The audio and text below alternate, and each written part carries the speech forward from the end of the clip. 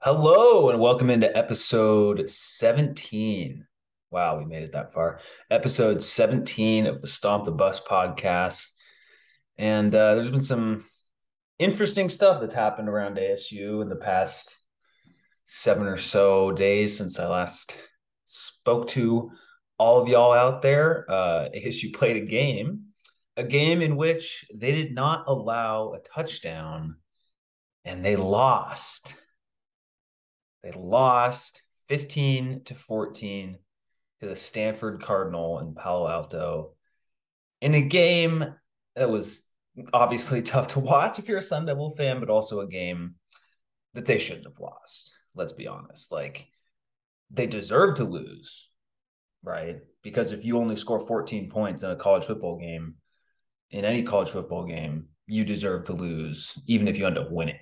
You know, like you can't just 14, we're good. No.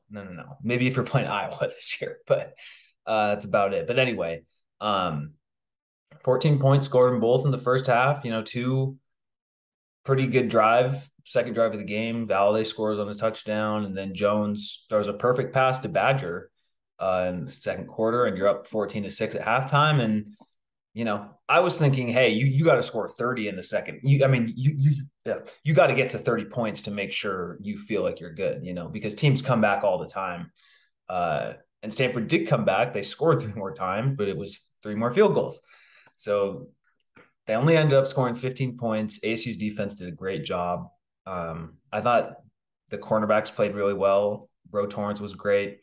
Jordan Clark was awesome. Even Ed Woods had a big sack at the end of the game that got ASU the ball back after so many failed drives in the second half. And that's where you saw a lot of fans upset that Sean Aguano went with Emory Jones. And to me, it's not so much that he started Emory Jones, because I can see how Emory Jones could have proved himself in practice over Bourget following the Washington game.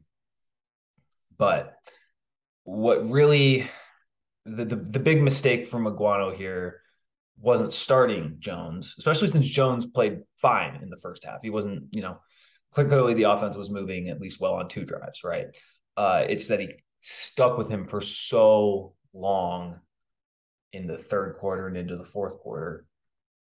And and by the end of the game, in the last few possessions of the fourth quarter, it's like, okay, well, now you have to stay with Jones because you're not. It would be dumb to just put in, a cold Trenton Bourget.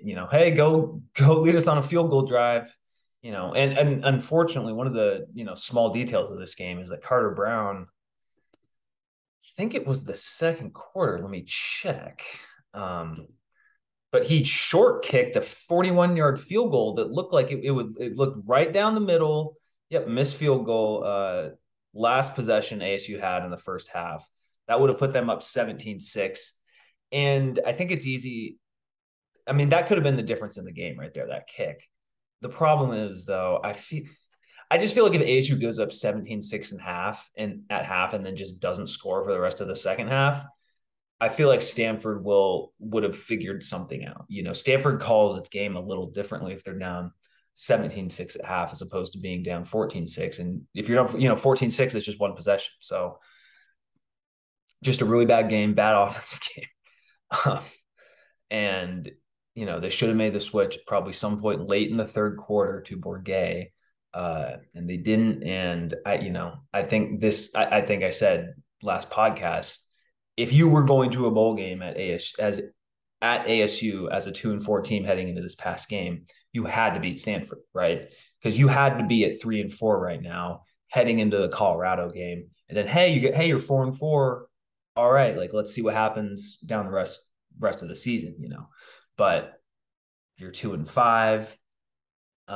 You have two home games left, and one of them is against UCLA, which sure you could beat on a given game, but you probably won't. You probably pulled off your one upset of the year over Washington, so it seems very unlikely you win that game.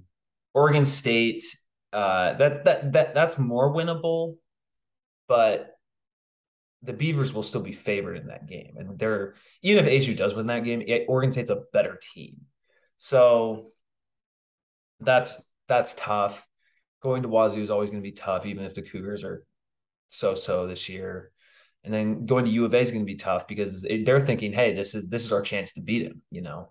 So and to end the 5-year territorial cup run. So it's you know you're still capable of beating U of A, even if you lose to Stanford just because of how bad U of A's defense is. But anyway, going too far, it basically that loss just ended it. Like there's no you would really have to squint at the schedule and okay, so that means if you like if ASU goes to a bowl game, they would have to beat Colorado and then go 3-1 after that. It's just not from what I've seen from this team. And the defense is playing better, but Stanford's offense isn't exactly like super dynamic. You know, they had a lot of drops too. They did not particularly play that well. They couldn't run the ball, and some of that's due to ASU's defense. But uh, you can't expect for like even if ASU's defense is improving by the week, you can't just expect them to hold teams to 15 points. You know, they're not going to hold UCLA to 15 points or Oregon State or probably not U of A either. So anyway, it's just a bad loss. I mean, especially literally you juxtapose it to when Jaden Daniels is beating Ole Miss, a top 10 Ole Miss team. I do think that Ole Miss team is a little overhyped, a little bad schedule got them there, but they were undefeated on, CBS. Jaden Daniels was torching them. And you go over to the Stanford game and you're losing 15-14 and you can't score a second half point, let alone a touchdown. ASU did almost pull this one out at the end. On the last play of the game, Jones threw deep to Elijah Badger, who made just an insane twisting one-handed catch. It's incredible that he caught it. And it was initially ruled in, but after replay, his foot was out. So that's tough. But I mean, they didn't deserve to win. You can't just rely on that, last play of the game to be like, oh, hey, we'll pull this out at the end. It's like, no, like you should have had literally just even one field goal drive in the fourth quarter and you win the game. So it's a really tough game if you were on the Iguano train because and I was kind of on the Iguano train. I was on the if he can win these next two games, then I'm much more on the Iguano train. But now it's like I just don't think it's gonna happen. And who knows? Because Iguano could wind up being a good college head coach somewhere. He interviewed for the Hawaii job this past offseason. So like I don't think it's just like, oh, this is his only chance. Maybe it's his only chance to ASU, but he's clearly a competent, capable coach. Just made a mistake, in my opinion, in this past game, but that's just how it is. Not the first coach to do it, won't be the last. So it's not like it's something totally egregious, but that probably ended it just because in my opinion, not sourced at all, just my opinion, I feel like you have to get ASU to 6-6 if you're Iguano. And I understand he took over a team that was 1-2, but you still have all Pac-12 play to go 5-4 from that point on, and that seems extremely unlikely at this point. So again, I hope Iguano stays on staff. I really do, because he's a good recruiter. He has connections. Good running back coach. I mean, again, Colton and I've talked about this ad nauseum, but the running backs are like the best position on the team. You mostly saw that again on Saturday, but the running game was just so much less effective in the second half because ASU just kept going back to it, and they went back to it on some critical like 3rd and 6s, 3rd and 5s, and didn't work. And that just annoys me as a fan is that specific running on 3rd and 5, 3rd and 6 against a average at best, average or above defense. They're going to stop you. And Stanford's defense played a pretty good game. I will say that. Like, they held Notre Dame to 16 weeks the week before, and obviously Notre Dame has its issues and ASU has its issues. So obviously it's part of both. Both teams contribute to that as well. But I think they're better than like Washington's defense or Arizona's defense, or I'm not going to say our defense, because our defense basically played just as well. So, but like they're better than some of like the worst defenses in all of college football, even though they're not like Georgia. But anyway, solid defense from Stanford, and they didn't fall for our 3rd and 5 runs up the gut, and that's kind of another reason that the game got a game. The offense just couldn't handle the second half. And it came out this week that Iguana is going to take over play calling. He said after the game he was going to be like very, very involved in the offense next week, and it gets announced that he's taking over play calling from Glenn Thomas. And if you're Glenn Thomas, I hope you rented in Tempe this year and did not buy anything, because I very much do not see how he ends up being on the staff as this season concludes. And if you're Glenn Thomas, I mean, he was at UNLV last year. He's bounced around a lot. I'm sure if you went into this job from afar, you probably knew what the deal very much could be. Like if you're taking the job, you probably don't know for sure that this ASU thing isn't going to work, but you probably have a good expectation that that very well could happen. And so that's what's happening. And we're 2-5, and the offense was awful in this, in their last game. And so, hopefully, Glenn Thomas does well somewhere else, but I just don't see him sticking around here at all, especially if ASU does the right thing and they just go with an offensive coach. Then for their next coaching hire, then he wouldn't stay. And honestly, I don't even know why I'm even specifying it. Like Glenn Thomas won't be here next year. There'll be 5 more games we're watching of Glenn Thomas as the OC at ASU. So, another announcement following that game is we had an unofficial quarterback controversy entering the game, but Iguano stuck with Jones. Now we pretty much have a full-on QB competition halfway through the season. Always a good time to have it. Not like most teams have established quarterbacks or anything. We're just trying to figure it out here at ASU. We've already played 7 games, couldn't figure it out. So I anticipate it being Bourget this week against Colorado. I mean, Iguano has done so many things kind of to appease the fan base, right? He does the Sun Devil walk, announces where he's which games he's going to on Friday nights, announces, having all these kids in for practice, and obviously he's on the good side of the Arizona coaches, and having the team meetings where they don't even talk about football, which I think they should continue doing that. I think that's a good way to build a team, and having like the bowling and sending kids home for not coming to practice on time, and all this stuff that's instilling discipline and kind of cleaning up some of the mess left behind from the Herm Edwards tenure. But I lost my train of thought. Gosh dang it. Anyway, the reason why this factors into the QB situation is basically everyone in the ASU fan base wants Bourget to start, right? He's in the one game he's played, he's been better than any game Emory Jones has played this year. So there's that. And there's also a ton of people who like him because he's, the walk-on Arizona kid.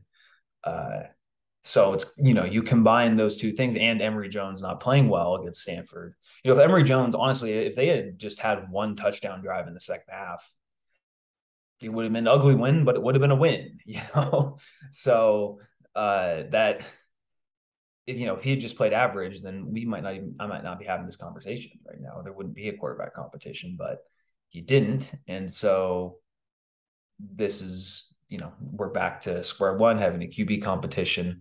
And my gut tells me that Sean Iguano will go with Bourget because he might be the better quarterback, but also to appease more of the Arizona fan base who, most ASU fans want Bourget to start for the reasons I just said. And at this point, there's nothing to lose, right? So plus you're playing the worst team left on your schedule at Colorado. It's going to be a road game. Always, as we've seen this year, ASU is not a very good road team at all.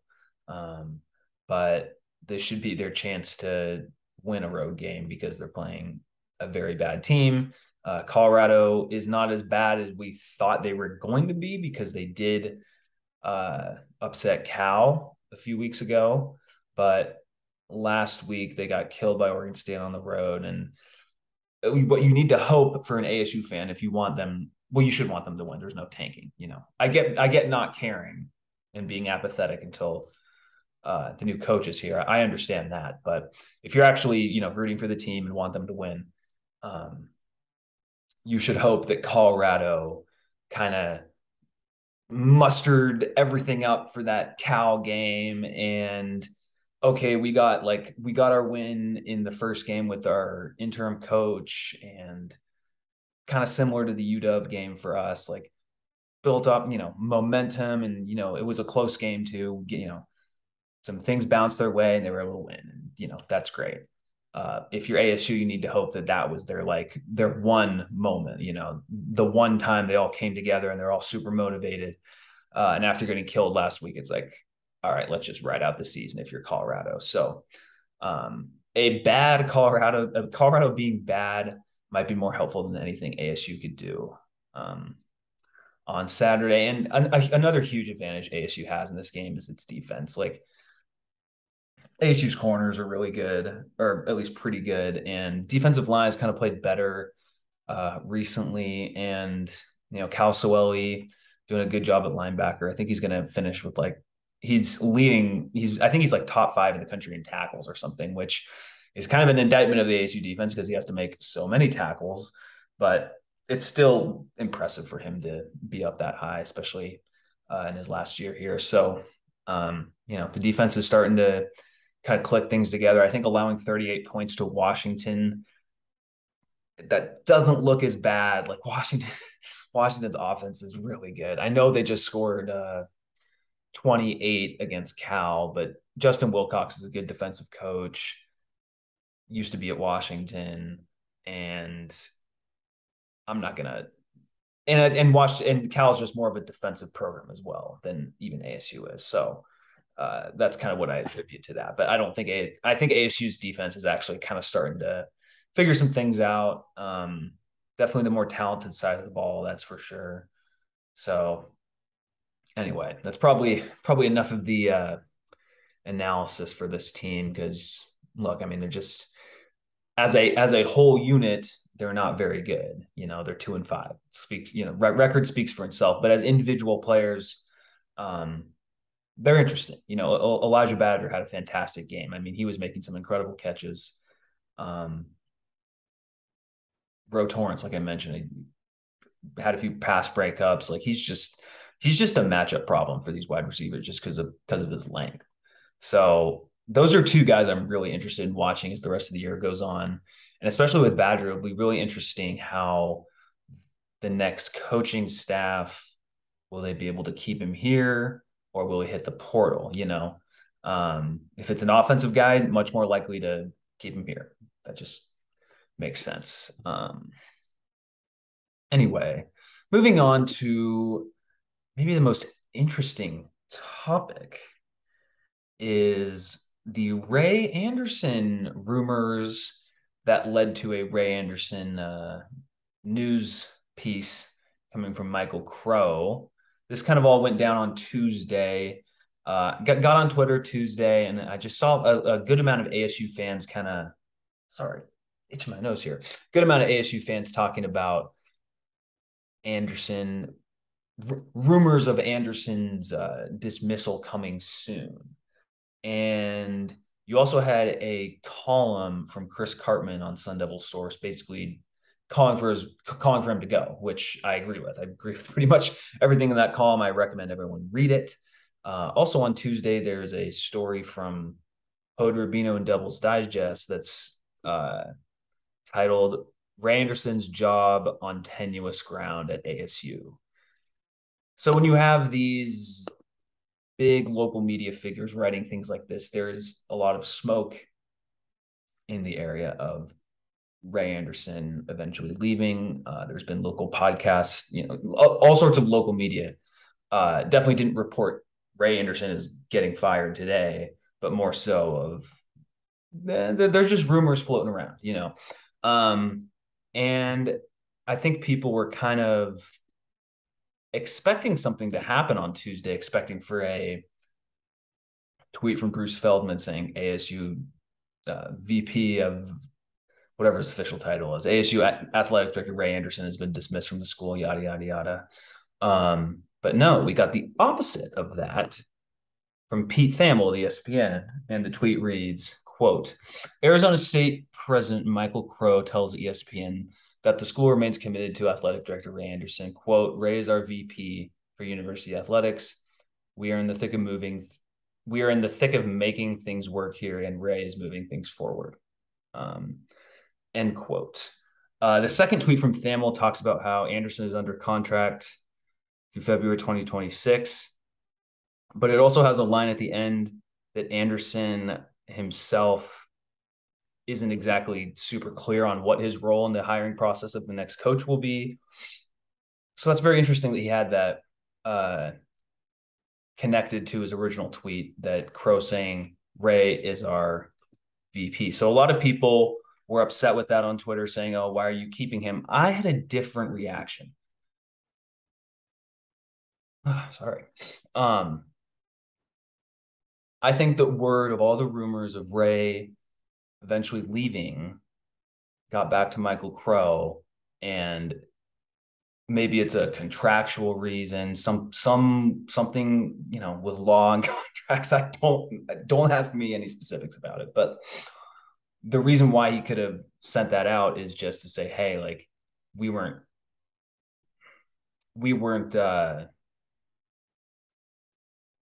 planning to fire sooner than we were, or because the statement reads, quote, Ray is our VP for university athletics. And that's not like some ringing endorsement, in my opinion, and we've seen these votes of confidences, mean nothing 2 weeks from now, or 2 weeks from when they were announced.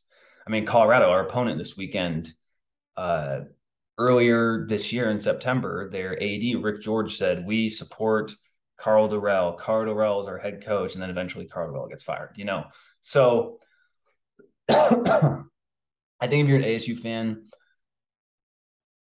it's going to be tough to believe when that Ray Anderson will be gone until he is actually gone, I understand that mindset, but I feel like there's just been too much smoke in terms of Ray Anderson leaving sooner than later than there is there's just too much smoke around his possible leaving, and so that makes me think it's going to happen before, the end of November, when the next coach will likely be announced.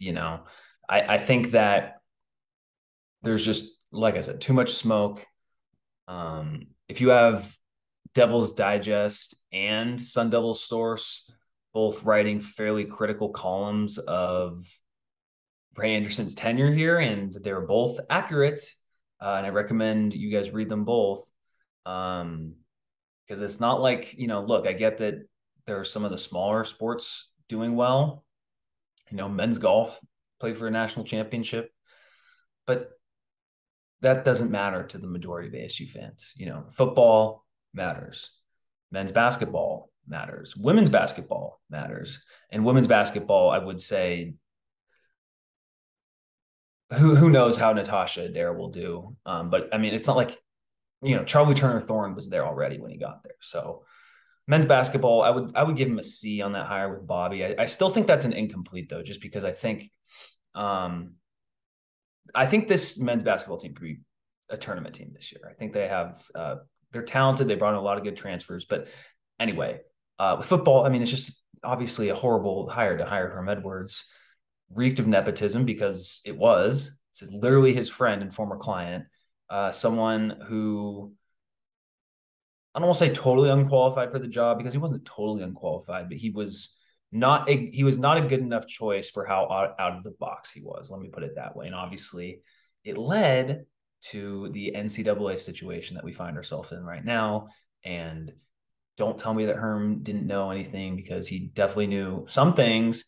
And he had a rented house in Paradise Valley where he was bringing recruits at a time when he was specifically not supposed to do that. So he knew he's not a complete dummy. Um, as much as some ASU fans might think he is, he's smart enough, to be a head coach in multiple NFL teams.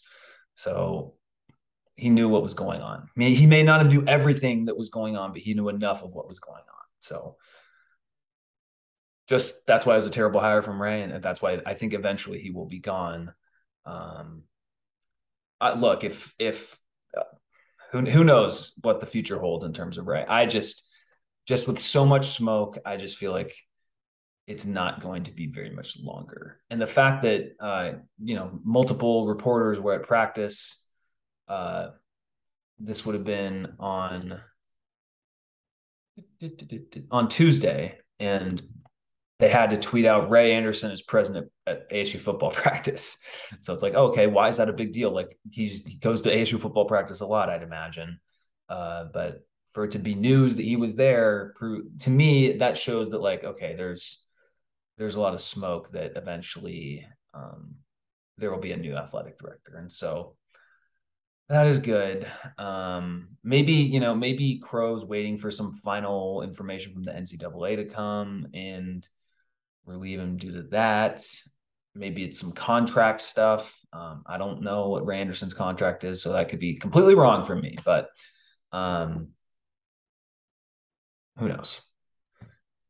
But I want to wrap this all up with, I don't think that the Pete Thamel tweet means like Ray Anderson is going to be here for 5 more years and he's totally entrenched as the AD. I just think that Michael Crow opening it with Ray is our VP for university athletics. I don't know. I just don't see that as a super firm commitment. So we'll see how that goes. And if Michael Crow really does want to keep Ray for a long time, Michael Crow is 67 years old. And that means he's probably not going to be the president for ASU for like 10 more years. Maybe he will, but I just doubt that. So I guess in the long term, there is some hope. But I will admit, if ASU kept Ray Anderson for a long time, that would it seems like such a dumb move just because there are so many boosters literally who are withholding money until he's gone. So like he's not that valuable of an AD, hasn't done a good enough job. You're paying him like the second most for any AD. I mean, I do give him credit on the facilitation of getting the hockey building built, the Mullen Arena. Like I want to go to a game there, and I think ASU hockey becoming better is not primarily because of Ray Anderson or solely because of him, but a little bit. Like he didn't get in their way. Like ASU hockey could be a very big deal if they become like a tournament team and they go to the Frozen Four a few times. That'll hook some people in.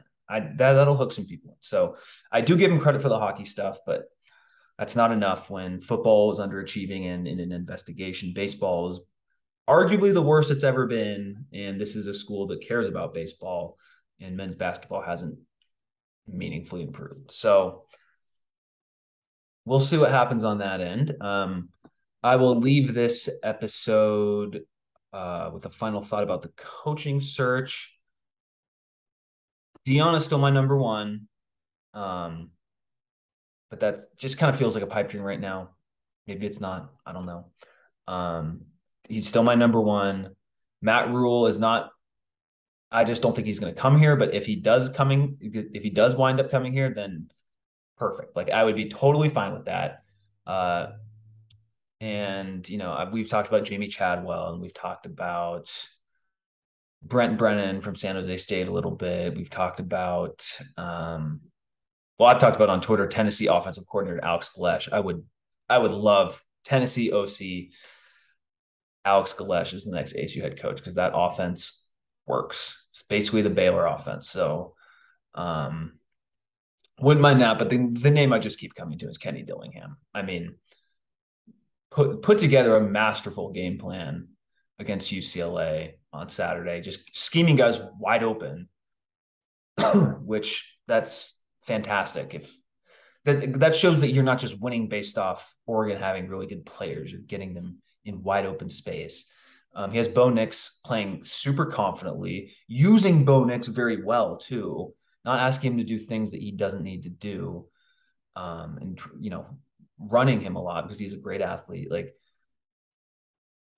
and he would also like take this job. Like, I don't have any inside sourcing on that, but the guy's 32 years old. Do you really think he's going to turn down the ASU job if even if they have a 1 year bowl ban? I just don't think so.